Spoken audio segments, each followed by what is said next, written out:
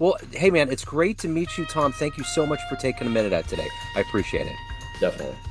So let's begin our journey before we get into your world of book publishing and everything, all of the words. I want to know this. 5 years ago, this pandemic changed our lives, changed so much.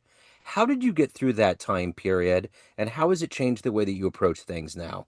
Yeah, well, that's a great question. 5 years ago, well, it seems like a long time ago already. It really wasn't. It's Yeah. practically yesterday. Well, I mean, you could, I guess I could answer that personally and professionally. I'll answer both of those. I mean, personally, I feel it was a great time for me. I traveled a lot, so I was forced off the road and, forced to work back in the house for a period of time. So our family grew closer together.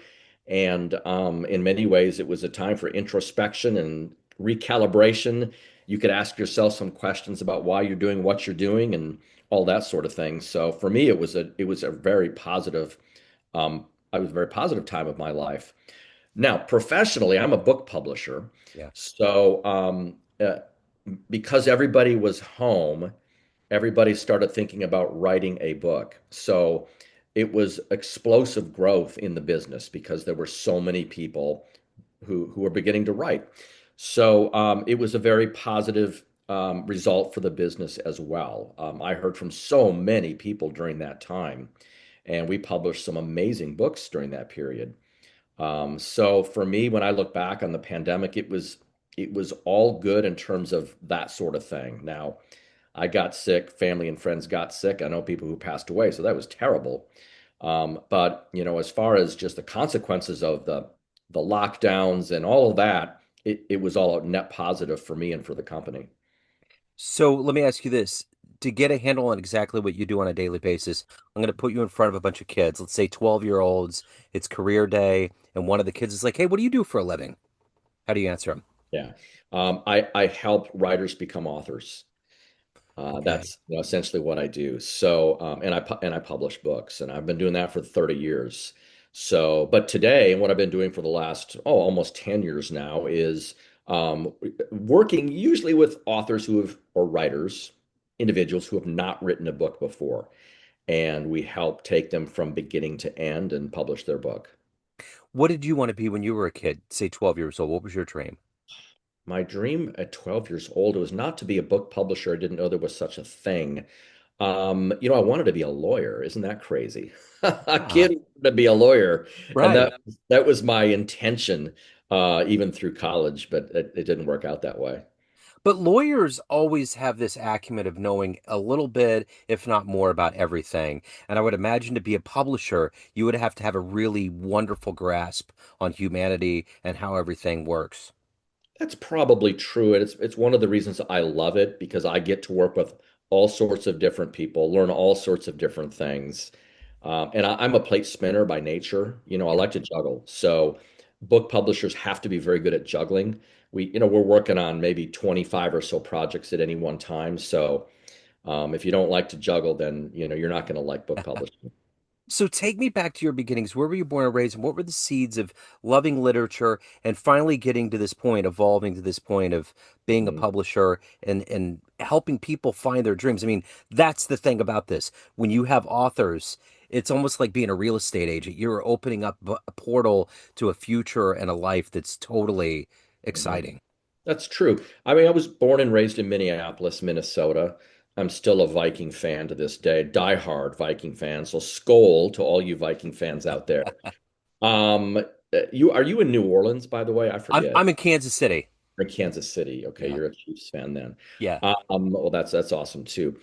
So, I mean, from a very young age, I loved stories. I liked to write stories. I liked to listen to stories. I love storytelling and storytellers. I didn't really at the time really understand or know that meant I should be a book publisher, but that's why I like it. I love to hear people's stories. I think everybody has a story to tell that's important. And sometimes I wish we all knew each other's stories. I think if we knew each other's stories, we would treat each other differently Uh-huh. because folks have been through a lot of tough stuff, right? Yeah. And if we all knew that about each other, I think there'd be a lot more cooperation and kindness in the world. So, And that's what I get to hear every day. Every day somebody tells me their story, and I try to help them tell that in a way that's going to impact other people. Yeah, So you can tell a story and it not have an impact. right. That's fine, but I'd rather have an impact, and my authors would like to have an impact too. So that's really my job, is to listen to the story and then help them tell that in a way that is going to move the reader, toward a solution to the problem they're looking to solve. For sure. And I think that's one thing that's positive about podcasting is that there's all these stories that are out there. There's this level of us understanding that we're much more alike. We're all kind of in the same boat trying to figure all this out. Yeah, that Yeah. is definitely true. We are all in the same boat. In fact, after having done this for so long, I can honestly say that we all go through and struggle with the same stuff. Yeah. And that's the bottom line. We all have the same problems. And we're all rowing the boat together. We don't realize it, but we are. Yeah. And I think people do gain a lot of strength in understanding and knowing that there are other people who are going through the same stuff that they are going through. Yeah. We all think we're alone in this world, and we're not at all, Right. but we think we are. Yeah. So, and that's what I like about books too, is that you can find a book, identify a book, find a book, read it, and realize that this other person went through the same thing you're going through. Hmm. You're not alone. Yeah. So I think there's a lot of, I don't know, a lot of strength in that, a lot of power in that. There sure is. Take me back to your beginnings. What was the book? What was the story that hooked you in, that made you love the written word and made you really kind of the precursor to you getting into this world of publishing? Well, the first book I fell in love with was a book called Caps for Sale. It's a children's book. You might be familiar with it, about a peddler who sold hats, sold caps, and the monkeys stole his caps, and he had to convince the monkeys to throw the caps out of the tree. Yeah. I mean, I must have read that book a million times when I was a kid. And I mean, I'm an entrepreneur as well. I have owned my own publishing companies for the better part of 25 years. So I think that book instilled in me this idea of owning a business. Actually, I'm a peddler. Yeah. I don't peddle caps, I peddle books. Yeah. But and I love doing that. I love being an entrepreneur. Um, so yeah, I think that book instilled that idea inside of me, and it was a book. So I ended up peddling books and not caps. So let me ask you this. Who's been a hero? Who's been an inspirational force that's allowed you to have this entrepreneurial spirit and to be a publisher? Who's been that for you? Um, well, I mean, there's people who I know who are mentors of mine, but then people I don't know, at least not well. John Maxwell is one of my favorite authors. I call him a friend. We're not close friends, of course, but read all of his stuff. I'm on his team, and I would say that his books and his works have probably influenced me more than anybody else. So in all of these years of publishing stories, what's stranger? What's more alluring to you, fact or fiction? Oh, wow, that's a great question. I mean, I don't publish much fiction. Okay. Okay. Well, I would say fact. I like stories, Yeah. but I'm not I've only published a handful of novels, in my career. So I'm a nonfiction guy, but yeah, I would say that's definitely my answer. Well, I'm an avid reader and I'll kind of get into the mind of the author and how they're crafting it. Like if it's a murder mystery and there's only so many angles you can go at, and Sure. there's always this element of surprise. But when you start reading memoirs and listening to stories of humans and what they've gone through, it's way stranger, way more embedded. Just like I was watching that movie on Apple TV about Bono, about his life and growing up, and it was unreal, like what he went through growing up. And you hear these stories all the time, just like you said. If we understood where we came from and what we've all had to do to struggle to get where we're at, we would have so much more empathy for human beings. 100%. I think, yeah, it's shocking sometimes when you hear people's stories, right? Yeah, When you see them walking down the street or in a coffee shop or even at work, um, and then they tell you their whole story. You're taken aback, yeah, right? You're like, yeah, wow, you've been through all of that and you're still alive. You're yeah, still standing. You're still smiling. How yeah, did you do that? yeah, And that's true of each of us. If I told you my whole story, you'd probably be shocked as well. yeah, It's just true of all of us. yeah. So let me ask you this. As a publisher, is there a part of you that's waiting for J.K. Rowling to walk in after 50 rejection letters and saying, "Look, I got this story about a prince. What do you think?" Is that kind of in the back pocket? Yes, it is of every publisher. Yeah. It's like a gambling addiction, indeed. You're waiting for the next bestseller. And I've been involved in a handful of projects over the years that were, huge hits. Many years ago, I sat with an individual who showed me his manuscript. I did not think it would sell well, and he went on to sell tens of millions of books. So I will say you never know. And even the best publishers out there reject some of the best stuff. I have colleagues that have rejected books that sold in the tens of millions of copies. Wow. So strangely, even those of us who have been in the industry forever and know more than most people still have a hard time identifying what the reader's going to like. And I think it's a lot like music. You don't know with music as well. A lot of musicians are, throwing their stuff up on YouTube. And I think sometimes we're all surprised at what takes and what doesn't take. Yeah. Sometimes the most talented musicians, they can't make it work. And then those of lesser talent do make it work. We don't always know why. It's really hard to put your finger on it. Yeah. I read a book recently about how things go viral and what kind of mix goes into it. And there's so much mystery. I mean, there's hard work, there's luck, there's all these things, but why things become viral and become sensations is an absolute mystery. And if we had a handle on it, it wouldn't be interesting anymore. Yeah, that's what I tell my authors sometimes. If I could tell you, I'd be in Tahiti. I wouldn't be here in my office. So I Yes. wish that I could tell you. I mean, I would say that there's a lot of things I could identify as things not to do in a book or as an author. There's things that are going to really make it difficult, probably impossible for you to become a best-selling author. But then to tell an author these are the things you should do that are going to guarantee success. There's just no way, Yeah. it's impossible. So, but yes, I wake up every morning hoping I will find that author who's going to take me there. So, and Yeah. I'm a writer as well. Okay. So, if it I'm experienced publisher and a professional writer. I haven't written a book that sold a million copies either. Yeah. So, that just goes to show we don't know. Yeah, So, for sure. What yeah. was the first piece that you wrote that really that really affected somebody that made you think, I can do this. I'm a writer. Yeah. I wrote a book about maybe 15 years ago, maybe longer ago than that. It's a book about the faith of Abraham Lincoln. It's called Walking with Lincoln. Yeah. And I was fortunate enough to find a traditional publisher to publish that manuscript, and the reviews were very positive. And I was invited to speak at events. The Amazon reviews poured in, and the book sold quite well. So I think that's when I realized I had a talent for writing. And Yeah. I don't think I'm a great writer, honestly. I think I'm a good writer, but I don't think I'm great. Yeah. I'm Interesting. good enough. Yeah, right. Yeah. So you remember the first book you published? The very first book that I ever published, I don't know that I remember that, to be honest with you. No, So I don't. let me ask you this. Let me throttle into a different direction. Okay. Has there been somebody that you published that you've just loved watching their career unfold and you just go back to the beginnings and think how Mhm. different their lives were and how it's that you gave them this opportunity? Is there Sure. somebody? I mean, there's a lot of people.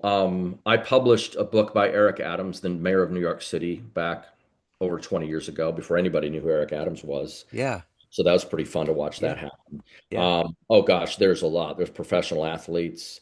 And there's a lot of individuals who are already well known. I worked with Dan Peek, the founding member of the band America. Okay. That was a huge band in the 70s, and I worked with Dan on his book, his autobiography. Yeah. So that was an amazing experience. Uh, Yeah. so, I mean, yeah, it's cool because I get to work with all sorts of amazing people, Yeah. and usually they're amazing to work with. So Usually. if yeah, totally. So let me ask you this. If you could be a fly on the wall of any author and watch how they construct their words and how they work and how they operate, who would you love to watch like create their magic? Is there an author out there? Hmm. Oh man. Probably Malcolm Gladwell, author of The Yeah, Tipping Point. yeah, He's a master at words and thinking. And of course, his first book, The Tipping Point, was really all about what makes something go viral, what makes yeah, it tip over. yeah, And I mean, I think part of the reason the book was so successful is just because he decided to talk about that idea right? Hmm. And everybody wonders about that. So, and he was not a well-known guy at all when he published that book, and he didn't Right. have much publicity behind it either. Yeah. That was before social media. So, but it was a great book about a great concept, and it took off immediately. Yeah. Yeah, I love his stuff. I remember reading Freakonomics and just being astounded at how all of those were actually true, but it wasn't just the numbers. It was the social, the complex social structure that we have as human beings Mhm. that enabled things to work the way they work. It was fascinating. Yeah. Also, yeah, a great writer and a great thinker. Yeah. Well, writing is just thinking on paper. Yeah. So yeah, you got to be a good thinker to be a good writer. Yeah. And you have to somehow have that ability to get that out of your brain onto paper. It's really hard to do. But he was phenomenal, definitely. So how fast do you read? I mean, you have to go through a lot of manuscripts. Mhm. I mean, I can peruse manuscripts very quickly. Yeah. I'm a slow reader, like for books that I'm reading for pleasure. Yeah. I'm slow because I like to ponder a lot. So I'll read a paragraph, set it down, and think about it, and then pick it back up again. Real slow when I read that. But I mean, I can peruse a manuscript very quickly and identify very fast, if it has true potential or not, what kind of work it needs, that sort of thing. Yeah. Yeah. So let me ask you this. If if you were to go back in time to when you were 18 years old, you had a dream, and you could give that young version of you a piece of advice based on this life you've lived as an entrepreneur and going through all these manuscripts and being in the publishing world, what advice would you impart on that young version of you? Oh boy, I think it would be to be more patient with myself and with others and with the process. I move fast. I've always been that way. Maybe it's part of the reason for my success, but I think there are times I should have slowed down a little bit and taken a better view of things, tried to get more perspective on a thing, an event, a situation, or a person before moving ahead. So, the older I get, the more I learn that, I think. Yeah. But I don't know. Maybe that's the reason, why I've been able to do the things that I have been able to do is because I move super fast. I don't Yeah. know.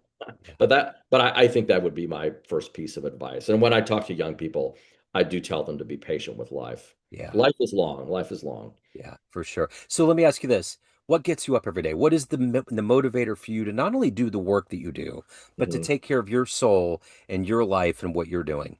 Mm. Man, I'm just wound that way. I'm like the Energizer Bunny. I don't even know how to answer that question. People ask me that. I don't Yeah. know. I just keep on going. Yeah. I Yeah. mean, um, I'm a faithful person. So I believe deeply in my own personal faith, and I have respect for everybody else for what they believe. I'm a Christian, so that drives me for sure. Yeah. But I don't know, man. When I get up in the morning, my eyes are wide open, and I'm just ready to attack the day every day. Yeah. So, The one thing about books, they become these sensations when they become movies, like the Harry Potter franchise, although it would have been okay without, but it just makes it that much more. Those books really translated well into movies, but usually you get the complaints that books never really translate well. In your estimation, what have been some of the best movie adaptations of books? oh my God, goodness, that's a tough one. Like Not I, I remember watching A Prayer for Owen Meany when they made that movie, and it was just so anterior to what John Irving put on paper. Now, The I'm World According to Garp was a little better, but it's like sometimes the screenplay just doesn't do it any justice. 100%. There was a book where the Crawdads Sang. Is that what it's called? A huge novel, and the movie was not nearly as good as the novel, but it Yeah, was pretty good. I enjoyed it, yeah, but it wasn't. I mean, I think if you read the book first, you're almost always going to be disappointed. yeah, Now, yeah. Lord of the Rings is an exception. Those are incredible, Oh, yeah, incredible movies. But usually, I mean, yeah, I don't know how you could ever take a 100,000 word book and reduce it to I don't know how long a movie script is, 30,000 words, maybe yeah, less than that. I don't know. So it's got to take true talent to be able to do that. And I don't know people who do that, but yeah, you've got to be really good at making the words more efficient. So absolutely. for sure. So let me ask you this. If you were to walk into a room of everybody that knows you as a publisher or an entrepreneur, people that you've worked with, clients that you've had throughout the years, and you could swim through that sea of people and go to a podium and tell them one fun story. Maybe a wonderful place you traveled to, the first concert you ever saw, the best sporting event you ever attended, just a fun story. What would you tell that group of people? Oh my gosh. Probably the time I was in a hotel in Kansas and I heard a tornado. You know, tornadoes sound like freight trains, right? Yeah, Because I lived in Oklahoma for many years, so I knew what a tornado sounded like. And it was a hot summer night, and I heard a tornado get closer and closer and closer, and I thought I was a goner. I thought I was going to die. yeah, And then it passed. I mean, I was shaking in my boots. Wasn't wearing boots because I was in bed. It was the middle of the night. yeah. It passed, and that morning I remember waking up and thank the Lord I lived. And I opened the curtains to see what damage was out there, and there was no damage, but there were train tracks nearby. And I realized it was a freight train the whole time. It was Oh, not a. wow. Wow. Well, living in Kansas City, I'm always thinking I'm going to have to at some point spot a tornado somewhere. Yeah, And I've yeah. never seen one with the naked eye, you know. I've never seen a tornado. I've seen a lot of funnel clouds when I lived in Okay. Oklahoma. But everybody always said it sounds like a freight train. So Yeah, if you hear a freight train, it means, you got to get to the basement. Of course, yeah, there was a basement at the Holiday Inn. right. Yeah, I thought I was dead. I thought I was a dead man. Wow, that's why I did actually hear that freight train sound one in Really? a hometown of Liberty, which is where the Chiefs used to do training camp. It was a Mhm. little sleepy town, but I remember it was coming through and we got in the basement and we came up because a microburst came through. We thought it was done. And then Wow. we were like, that's a train sound. And it ended up taking out a part of William Jewell College and Yeah. downtown. Yeah, Sure. but Sure. it That's is. It's a fair. wild sound for sure. But so, in this life that you've led of accomplishment and esteem and helping people find their dreams, what are you ultimately the proudest of? What is at the top of that list? What am I the proudest of? Oh my goodness. Um, that's a great question that nobody's ever asked me before.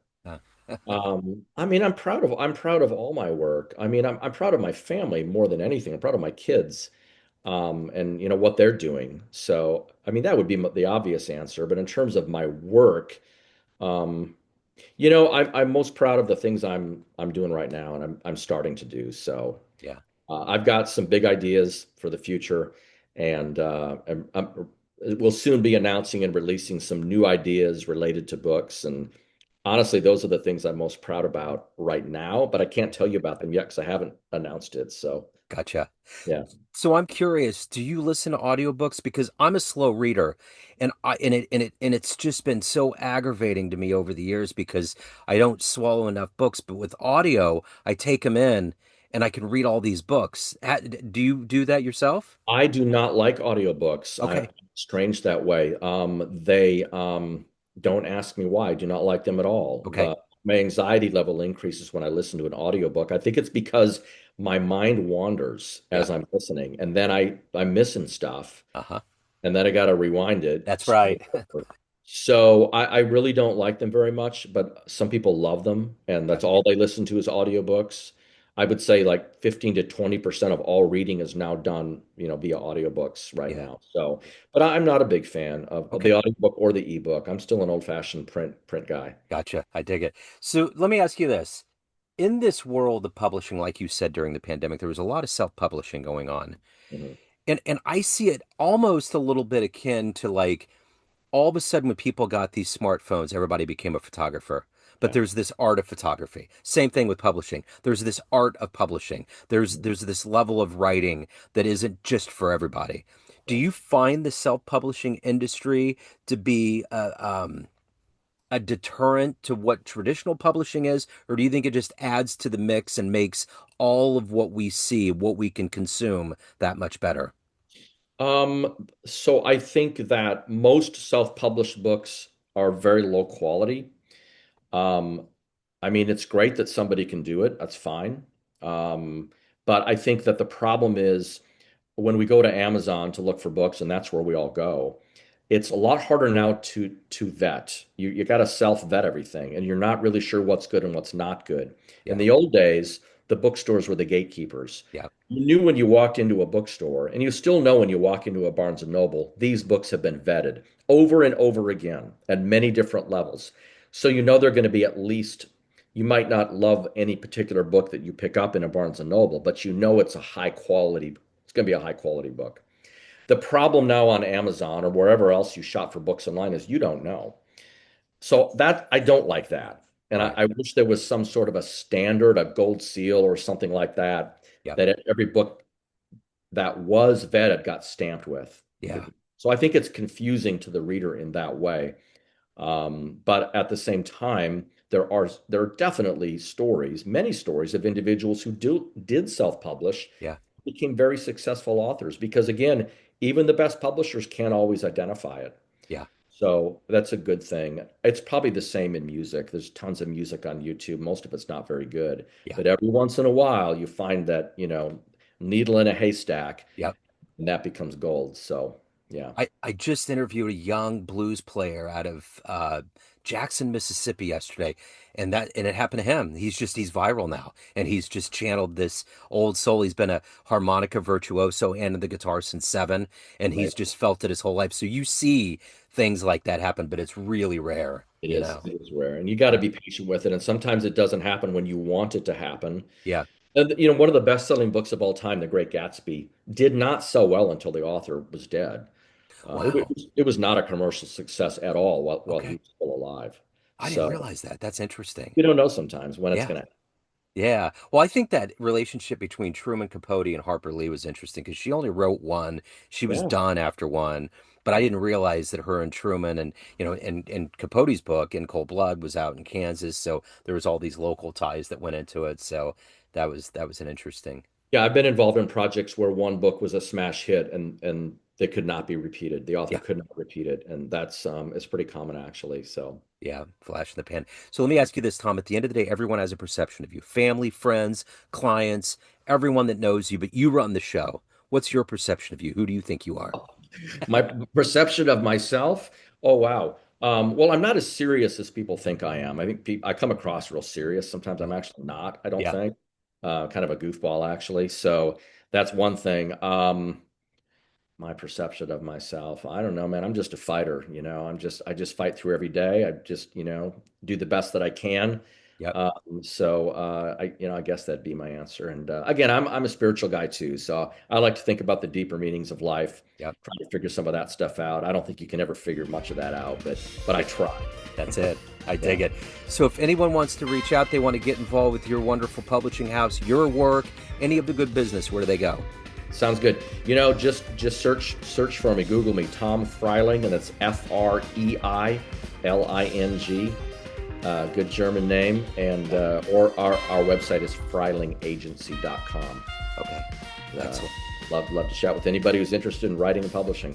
Perfect. This has been so much fun. Tom, thank you, man. I appreciate it. Definitely. Thank Yeah. you. Thanks for the time. Yes, sir. Best of luck with everything. Thanks.